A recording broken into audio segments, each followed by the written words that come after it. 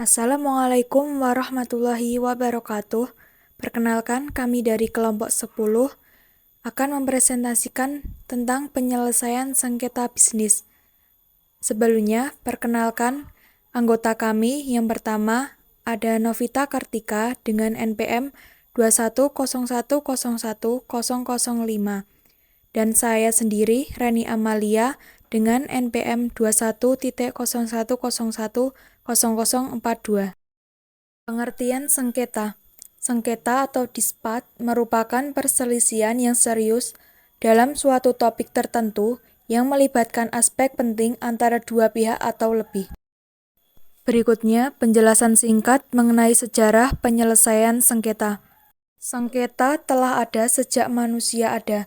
Manusia telah berupaya mencari mekanisme penyelesaian sengketa baik secara formal maupun informal. Pada awal abad ke-19, dikembangkanlah lembaga pengadilan formal yang secara eksklusif bertanggung jawab untuk menyelesaikan sengketa. Pada waktu yang sama, forum adjudikatori lain menjadi terabaikan karena tingginya formalisasi dan administrasi penyelesaian sengketa yang memakan waktu. Sehingga timbullah usaha untuk menemukan mekanisme lain yang lebih cepat, efektif, dan murah di luar pengadilan. Penyelesaian ini dikenal dengan alternatif penyelesaian sengketa atau Alternative Dispute Resolution (ADR). Pertama kali dikembangkan di Amerika Serikat pada tahun 1960.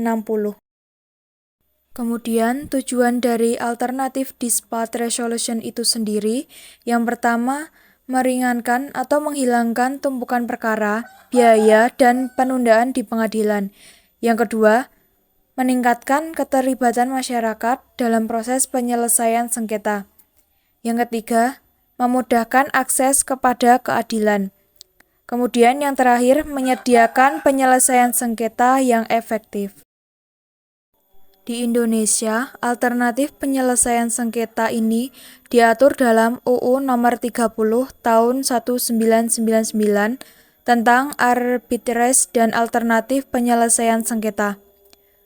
Menurut pasal 1 angka 10 UU APS, yang dimaksud dengan alternatif penyelesaian sengketa adalah lembaga penyelesaian sengketa atau beda pendapat melalui prosedur yang disepakati para pihak, yaitu penyelesaian di luar pengadilan dengan cara konsultasi, negosiasi, mediasi, konsiliasi, atau penilaian ahli.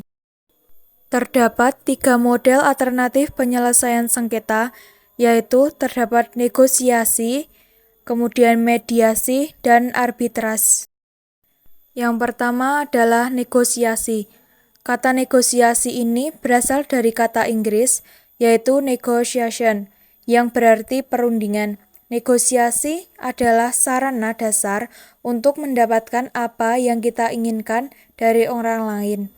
Negosiasi tidak memerlukan pihak ketiga yang netral, sehingga pihak yang bersengketa mengontrol sendiri proses dan hasilnya. Ada beberapa teori negosiasi, namun secara umum ada 2 teori utama, yaitu teori pemecahan masalah berbasis kepentingan dan teori kompetitif. Teori pemecahan masalah berbasis kepentingan ini mencoba membantu menyelesaikan sengketa antara para pihak yang bersengketa melalui pendekatan konsensus. Teori ini juga dapat disebut sebagai negosiasi integratif. Sebaliknya, teori negosiasi kompetitif seperti kompetisi di mana akan ada pemenang dan pecundang. Dalam teori ini, masing-masing pihak yang bersengketa mencoba untuk mempertahankan kepentingannya dengan sekuat tenaga, tanpa menghiraukan akibat yang akan terjadi pada pihak lain. Pendekatan ini kadang-kadang terkait dengan negosiasi berbasis kekuatan, yang membutuhkan ketentuan siapa yang lebih kuat. Untuk selanjutnya akan dijelaskan oleh teman saya, Kartika. Yang selanjutnya adalah mediasi. Mediasi merupakan negosiasi yang difasilitasi. Artinya, dalam mediasi terdapat proses negosiasi yang telah melibatkan pihak ketiga yang netral atau disebut sebagai mediator. Mediator sebagai pihak netral hanya dianggap sebagai fasilitator sehingga tidak memiliki kewenangan membuat keputusan yang mengikat pihak-pihak yang bersengketa. Jenis-jenis dari mediasi sendiri ada 5. Yang pertama adalah sukarela. Mediasi sukarela berarti bahwa pihak yang bersengketa sepakat untuk menyelesaikan sengketa mereka melalui mediasi atas inisiatif sendiri. Mereka bebas untuk memilih mediator yang mereka sukai dan juga bebas untuk memutuskan apakah mereka ingin terikat atas resolusi yang telah mereka negosiasikan atau tidak. Yang kedua adalah mediasi wajib. Mediasi wajib adalah proses penyelesaian sengketa di mana pihak yang bersengketa diminta untuk melakukan proses mediasi sebelum proses pengadilan dilakukan. Dalam mediasi wajib, mediator mungkin seorang pegawai pemerintah yang dipilih oleh pengadilan. Para pihak yang bersengketa diperbolehkan untuk memilih mediator berdasarkan dari daftar mediator yang telah disetujui oleh pengadilan atau badan pemerintahan lainnya. Selanjutnya adalah mediasi fasilitatif. Dalam mediasi fasilitatif, tugas mediator hanya sebagai fasilitator yang mencoba membantu pihak yang bersengketa untuk mencapai solusi yang memuaskan.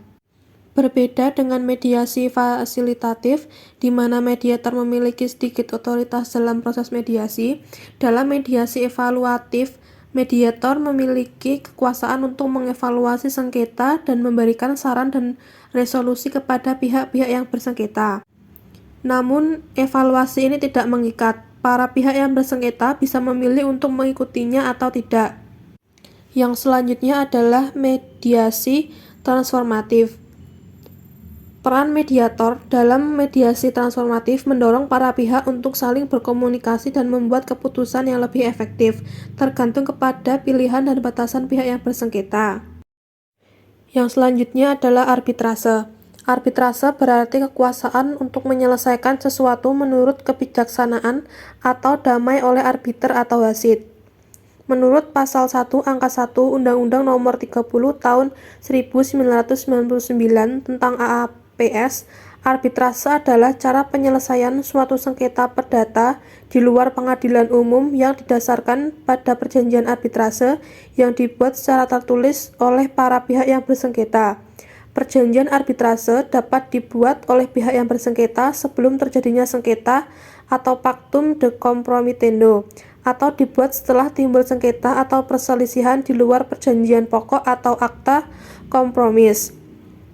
Bentuk arbitrase sendiri ada 2, yaitu arbitrase ad hoc dan arbitrase institusional.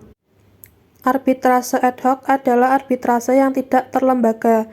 Artinya arbitrase ad hoc bersifat insidentil, dibentuk secara khusus untuk memeriksa dan memutuskan penyelesaian sengketa tertentu dalam jangka waktu tertentu. Arbitrase ini dibentuk setelah sengketa terjadi dan keberadaannya berakhir dengan sengketa diputuskan. Arbiter dalam arbitrase ini bisa langsung dipilih dan diangkat oleh para pihak yang bersengketa atau melalui bantuan pengadilan. Sedangkan arbitrase institusional adalah arbitrase yang terlembaga, terstruktur, dan bersifat permanen. Lembaga ini tetap eksis meskipun sengketa telah diputuskan. Arbiter diangkat dan ditentukan oleh lembaga institusional sehingga memiliki prosedur dan tata cara pemeriksaan sengketa sendiri. Sekian presentasi dari kelompok kami. Mohon maaf apabila ada kesalahan. Wassalamualaikum warahmatullahi wabarakatuh.